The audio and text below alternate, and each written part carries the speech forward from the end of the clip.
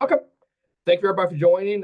We will keep this to hopefully around 20 minutes or so. I promise you, I will get everyone on their way. Hopefully by 4:20. I got a clock running now. So, and if I keep to my script and keep to what we're going to talk about, we should be 20. If I go a little over, forgive me. I promise you it won't be too far.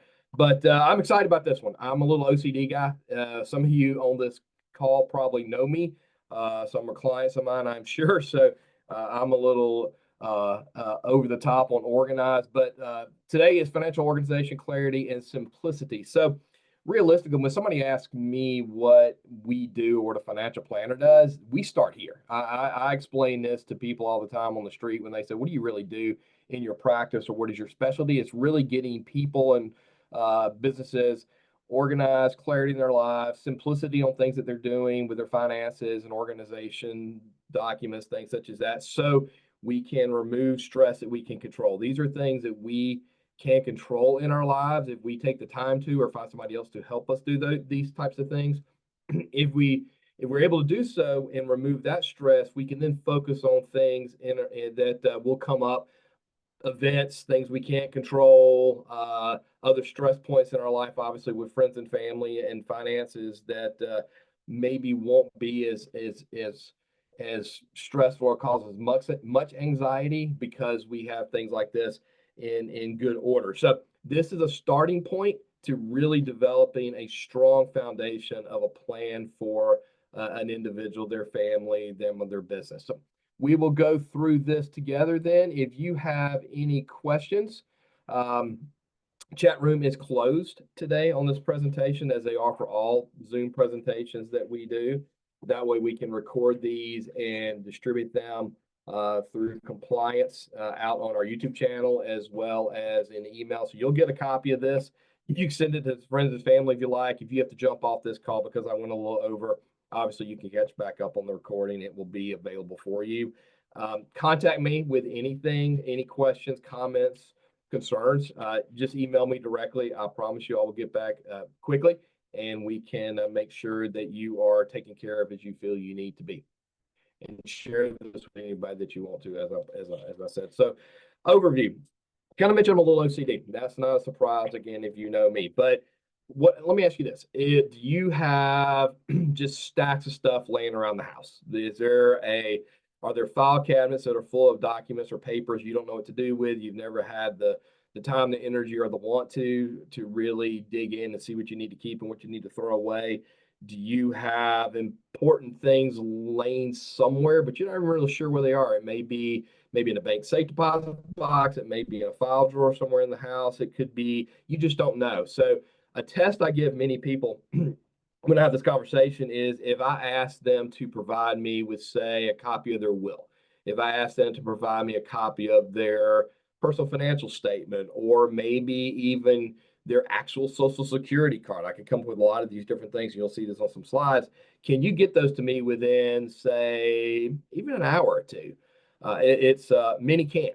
I have this. I have feedback all the time. Chris, give me a couple of days. Give me a week. I need to dig through some things and find it. I'm not really sure where we put it. I know I have it. That's the common answer. It's in that stack over there. We got it. I'm just not exactly sure where it is. So what we want to talk about is how to work through that. We're going to go through some steps to maybe help you. So we'll talk about financial documents, categorizing, storage, maintaining of these types of things. We're also going to we're going to go through a little bit about financial organization. So documents are one thing. They do have finances in them, obviously, tax returns, receipts, statements, those types of things. But financial organization is also where are you in your current moment? So in this period in time, where are you in your finances? Where, how your assets, what are they? How are they working for you? What's your rate of return on those? What liabilities or loans do you have outstanding? What are you paying on those? How long will it take those to pay off? What types of insurance do you have in place? What's it designed for? When is it mature? What premiums do you pay? And that's a lot of stuff right there that probably goes, oh God, Chris, I wasn't stressed till you started going through all that. But if we can work on knowing, getting that information out. Yes, it's some work to get there. But if you're not there and we can work to get that information in place where you have a pretty good understanding of where you are, you if you keep a budget or want to keep a budget, you know what that is. You know your net worth, you know your balance sheet, I mentioned personal financial statement. If you had these things at least as a good understanding in a moment's notice of where you are, I promise you, I've done this for many years that I've had, your stress level is reduced because again, we can control these, we can get a finger on these, we can understand them. Um, and when we have things that hit us, bad things will happen to all of us. There's going to be a situation where something's going to go wrong and you're going to be worried about your finances or where documents are stored because you're not sure of what you did or where they are or at some point in time. If those bad things do happen, the uncontrollables, and you had a finger on this type of pulse, you're going to be better off. I promise your stress level is going to be reduced. If you want to do other things like buy a car, build a deck, remodel the kitchen, maybe as a husband, wife, somebody in the family wants to do a big project at the house, and you're stressing about it to death because I think we can do it. I'm not really sure. I haven't really paid much attention to it. Let's just give it a shot. You're going to be again the whole time something is the whole time of the project you're going to be worried about can we make it happen or not. Why not pay attention to this ahead of time? A lot of what we're trying to do with families, individuals or couples, is to treat their household like a business. Can they actually understand what's coming into the house and what's leaving the house, inflows, outflows of money, finances, and understand that they have extra or not enough to save or spend or help the family do other stuff with? We can't do this. This is very accomplishable. As I said, these are things we can't control. It takes some work. It takes a little bit of, it takes a lot of commitment, but it can be done. I've worked with so many people who said they couldn't, and some took relatively quick period of time to do it. Some took a while because they were deeper than they never really got started. They're really deep buried, but it can be done. I promise you. So what's the challenges to being organized financially or just in documents in general? It's like a knowledge. People say don't have time. I totally get that one. I'll give that one to anybody who asks me a lot of questions. I don't have time. Emotional factors. You may grow up in a household where your parents never threw away anything. I went the opposite of my dad. My dad never threw away anything, and so there was paper everywhere that he kept receipts from and bills that meant nothing from Georgia Power from the 70s. But emotionally, he just couldn't part from those types of things, and a lot of it just comes down to education awareness. So what my hopefully role is today with you, as well as members of my team at Highland Trust or other people who do this as a profession, is to help you get the education awareness to work through the emotions, the time constraints, and the knowledge. And sometimes you have to bring other people to the table to help you. You can't get past that. I understand that. My career is built on people that can't get past that and do it themselves.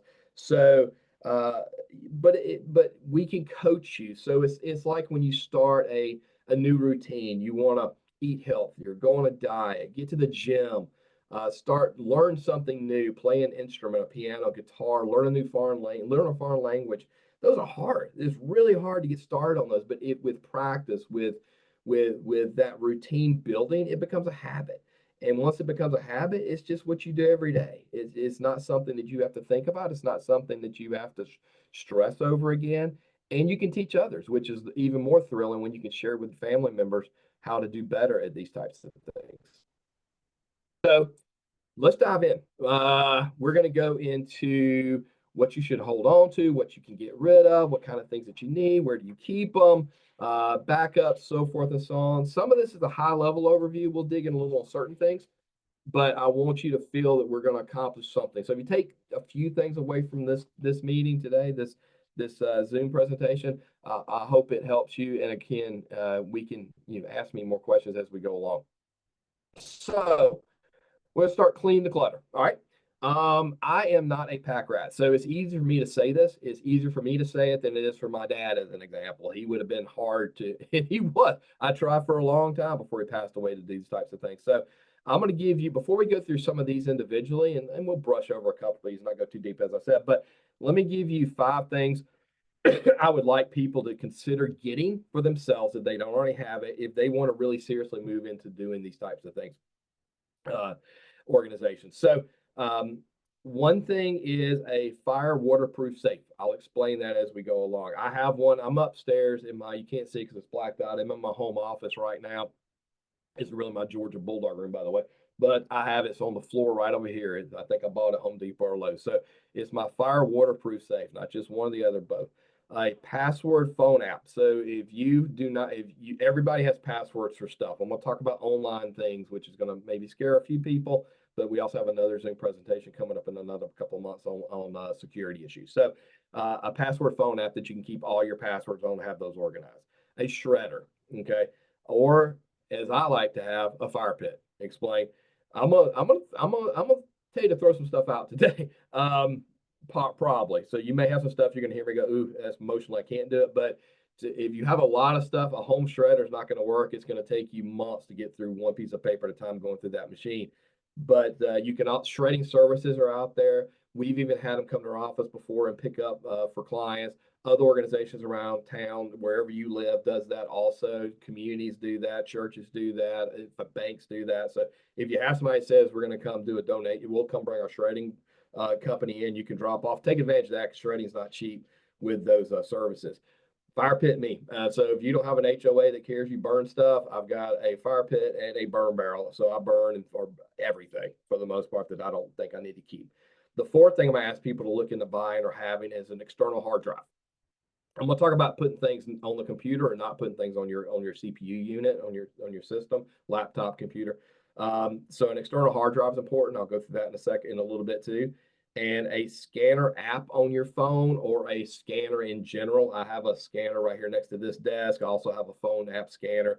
So I like most things I do digital. I have, as I said, I don't pack rats. I have very, very little paper at all. There's some things obviously we will keep on paper because we have to or we need to, or it should be original signatures and things like that. But for the most part, is if it does not have to be like a marriage certificate, stuff, baptism certificate, things like that, it will be scanned and the others will be thrown out. So those are 5 things I ask people to look into and consider for their in going through a lot of this project. And again, you don't have to lump all this together and say, here, we're jumping in the deep end of the pool. We'll baby step this along the way if you'd like to go there. A few things I like people to stop doing before we dive in a little deeper is mail. You've heard me say this before if we've ever had a conversation. For 15 plus years, I've told people, please stop getting mail unless you have to. You don't have email. You can't use a computer. I understand that completely. I prefer a PO box if that's the case. But to know that things, sensitive information crosses mail channels all the time scares me to death. To me, that's more of a security risk than emails, than cloud storage and these other technologies. I really, really, truly believe that. I've seen that. I'll give you a prime example from last week, which made me think about it as I was prepping for this meeting today, is that I was outside of a mail truck was going to buy a few stamps at a doctor's practice outside in the parking lot. I stood next to that truck to see if the mail carrier would come back out. He or she, I don't know if it was either he or she, did not for minutes, and that mail bucket was sitting in that front seat. I could have took that in a heartbeat. That's my mail example. A safe box at the bank. Have one. That's fine. I've got one. Just make sure that if you need things that you need immediate access to, don't store it there, and somebody else has access to it, a family member or an executor. And file cabinets, my dad had tons of them. I've been to clients' houses that have tons of file cabinets full of stuff they really don't necessarily need to keep over time. If you can't get your fingers away from paper, just buy a small 2-drawer file cabinet maybe, and that way as you're going through some of these to cycle out, you're able to do that. So that's some of my cheat sheet stuff as we dig in. Current financial status or current status is what I just said. Is what you are in financially. It's that financial organization. That's your balance sheet. It's your net worth statement. It's your personal financial statement. You need to know what your assets, liabilities, insurance, all those numbers that you need to know those. You need to know where you stand. I should be able to walk someone on the street and say I would never do this and I never want to answer. What's your net worth? They should have a pretty good idea. Don't share it, but they should have a pretty good idea of where they stand. That should be something you look at every year, minimum. And most people will do it. Client files will do it quarterly, but most people should look at that at least every year. And just make sure you're not getting paper on your accounts. Make sure if you can, Make sure that you do online access if you feel comfortable with that and you can. I trust it. I don't. There's hackers out there. If you do the right things with passcodes and two-factor authentication and things like that, if you're able to do computer savvy work, then it's not that hard. And anything that's older than 12 months, I'll say this throughout the next 5 or so minutes, destroy it. Anything over except tax, we'll get there. Anything over 12 months with financial status is out of date anyway. If you got on paper somewhere, destroy it and have a clean one ongoing all the time. Financial ratios, we'll talk about that in another Zoom presentation coming up. I'll go a little bit deeper into understanding. That's more about understanding your financial organization. So we'll cover that a little bit more later. Estate documents, I think everybody knows what they are. You definitely need to have those on paper. I would store those. That safe I talked about in this room has mine. So it's got your power of attorney, your healthcare directives, your wills, a trust, or so. If you have those need to be originals. Those need to be wet signed, and those need to be stuck in a safe. I would always keep digital copies, scan them in somewhere, have somebody scan them for you. Your attorney would probably have a digital copy that you can save on a external hard drive, which I'll mention in a minute.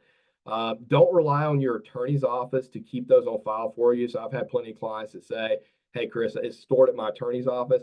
Attorney's offices close. They can have issues as well with fire and floods and things such as that, and can lose records. Keep those yourself. And anybody named as an agent, executor, trustee, you should have copies for them also. They should actually have copies. And anytime you update, which is about every 3 to 5 years in a review, doesn't mean you have to change them yet, but you should look at them. If you ever update, get rid of the old ones. Never. I just had this where somebody brought me an old will and they'd remember they had updated to a new one. You don't want multiple copies of different dates laying around where people can get their hands on them if you were to pass. Tax information is something people ask a lot about. How long should we keep our tax information? It's 3 years. I mean, it's really 3 years. If you've got tax records back from 1996, you can get rid of them. I promise you. You're not going to get audited. If you have something that you file like a unregistered security or worthless security or a bad debt deduction or something like that, your CPA will probably tell you to hang on to them a little bit longer. But your tax records, 3 years. So we're all about to file our 2024s. So I'll get rid of my 2021s. They're in a file. They're on paper. I digitize them too for the most part, but they're on paper. As soon as I file 24, I'm putting 21 in my shred bin or my burn barrel. So get rid of anything older than 3 years. You don't need it, except if you had a unique circumstance, either business or personal, with some things your CPA told you need to hold on to. And that includes receipts and everything else. Credit score, we'll cover that a little bit later too. That's not that. Credit score, just know where you are. That's just current status too. Just check your credit score once a year, a couple times a year. That also impacts, worried about somebody taking your identity and things like that, because they're trying to get your credit, if anything else. Social Security, not much to keep. You need to be registered with the Social Security Administration, have an online account with them, so you can check your Social Security payment that are promised to you, us. So you can look at that online. There's no reason to paper anything for Social Security except your Social Security card, which that's one of the things. I digitize mine, and I tell clients to do this and friends and family. Digitize it, have it on where I can pull it up at any given time, which I can on my phone, and if I ever needed it. And I keep the original in my safe box because I really never have to use the original for much of anything. Or I think it's actually my fireproof safe, honestly. Insurance. The only thing you really need to hold on to much there, besides just an annual statement, get rid of 24s if you got 25s or 23s, vice versa. Make sure you have your original policy. So it's particular life insurance. So if you are or annuities, when you wrote the original policy, you got a insurance declaration. Go ahead and hold on to those. I'd keep those in that firebox too. Fireproof safe, so you can always have them if you need them for something. Bills and invoices, here's what you're going to get me with that one. The only reason you need to keep a bill or an invoice or a receipt is if you're using it on your taxes for that year, and that would stay in your file for the past couple of years. Okay, so if you're saving your power, your water, your sewer, your cable, those type of bills, that's one of mine. Let's go to the clutter and start removing those pretty quickly. There's just no reason. You can pull those directly from any of these agencies. I would encourage everybody to have an online account. I'd actually encourage, kind of going back to mailing, have them either direct draw it from your checking account to pay your bills, or pay them online. Don't ever write a check and drop that in the mail. Please never write a check and drop it in the mail if all possible. But that's that's kind of a clean the clutter overview. That was really quick. Some of it's high level, and we can go much deeper into that. But here's the main thing. If there is something incredibly important, which we're going to hit on this now too, that basically goes in your box, your safe box, or your vault, your say home safe. If it is not incredibly important, like a bill or receipt, and it's just cluttering everything and building up in a drawer, go ahead and let's see about getting rid of that. That helps. That's a great starting point right there. Here's a list of things you're going to get. This I can send you this PowerPoint too if you want it. Just email me and I'll email you this PowerPoint so you have all this as well. But you can get it off the video. But these are just things that you ought to keep somewhere. And you'll see just a list of numerous things. Some people didn't think of some of these. Some people are like, oh, that makes complete sense. So, but I digitize most stuff. So when even birth certificates, marriage certificates, vaccine records, those are all digital for us in my family. That way, that copy of passport, even we can pull them whenever we need them. If we need them for something, it's proof, if nothing else. So I just make sure I always have those available somewhere in the that helps when I talk about categorization of documents. So just identify these types of things we went over. What do you have? Well, you may not have some of this. You may have some, but there may be things like a divorce decree that a lot of us don't have that you do. Just make sure that you've got what you need that's going to be possibly used later for you, that you may have to pull it. If you think that's ever the case, it needs to be somewhere accessible. It also needs to be accessible to someone else. The reason I say that is because at some point we're not here. At some point we could be sick, injured, disabled, or just pass away, and there may need to be someone to pull those records. That basically means you're going to have to find you're going to have to be able to share this information with someone else somehow. The easier you make it on them, the better off they're going to be, the better off you're going to be. And your family, your heirs, your bill collectors, whoever it is, everybody's going to be in a better place if you have a system already built before something bad happens to you. That's why I push digital so much, just because it's easy to delete. You don't have to burn stuff. It's easy to share if you need to share things with others, and it's safe. If you actually, and I'll talk about hard drives since it's on this slide here, if you're saving your documents to your computer, your CPU unit can be stolen. I'm on a CPU now in my office. Somebody could break in and take this unit, which is something a thief would actually want to take. If I've saved nothing on this, but I've saved it on just an external hard drive, probably costs $60, a good one at Best Buy. It can be encrypted. It can be password protected. You can take it off you can save it. It's just a small box. You can put it in your safe. You can put it in a drawer somewhere that most people are not going to look for. It's fairly small, so it's not easy to find. It's about the size of a cell phone. It's just a great place to store stuff. It's a great backup place to store things.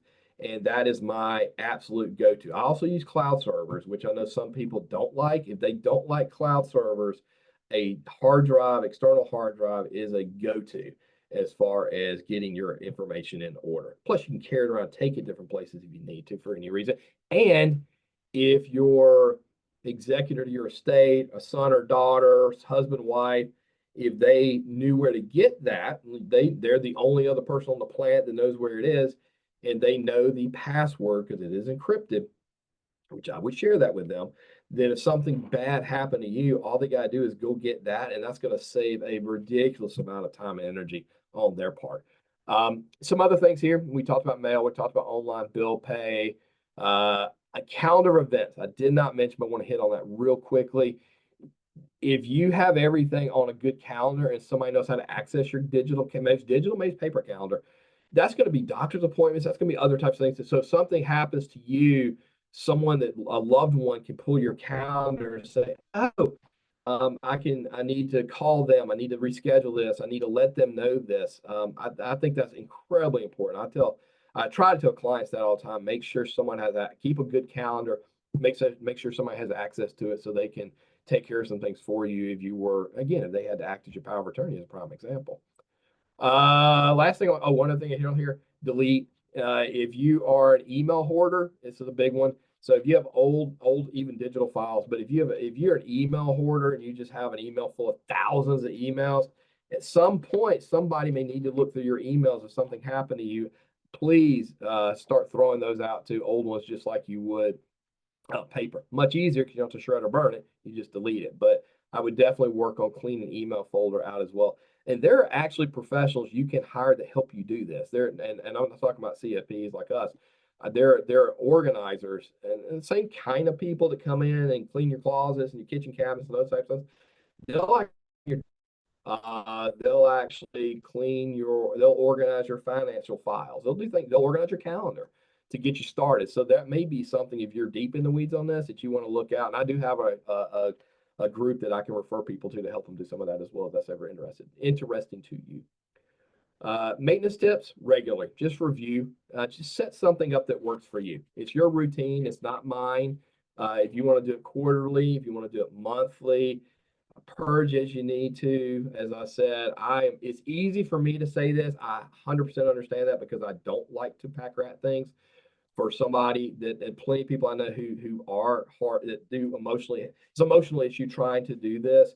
I sympathize for that. I don't try to push people into doing things just rip the band-aid off. I know it's a step program.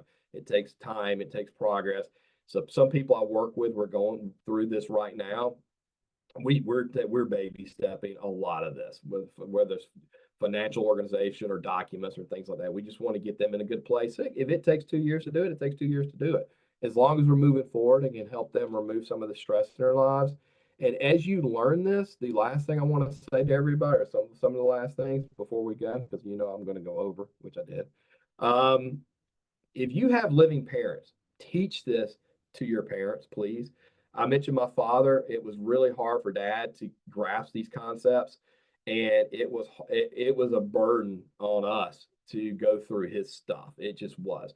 I talk to people every week when somebody passes away of how hard it was to go through mom's stuff, dad's stuff, because they didn't organize it, and it took them forever to even do their parents. So if they're still living, it's a great experiment to start working with them on some of this. I can give you some tips on working with older people in our families to help do this. Even though I didn't listen to me, so how good of a tip can I give you? But this is therapy. When you get through this and it really becomes a habit, I can't tell you the emotional relief I see in people. I can't tell you when that stress level and anxiety comes down, how it opens them up to other things in life. Do not worry them as much because it's not built up on stress, on stress, on stress. So this is something we can control. This is something I think is incredibly important. I would love the opportunity to help anybody do this and some of my team. So share this amongst your friends and family.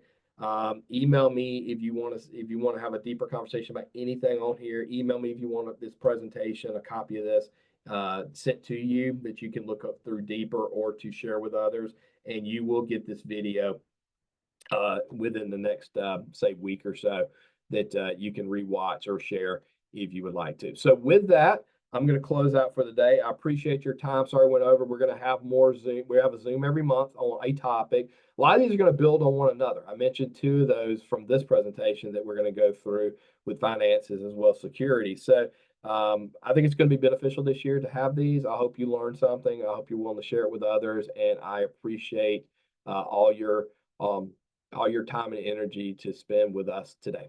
Thank you so much and have a great day. Bye-bye.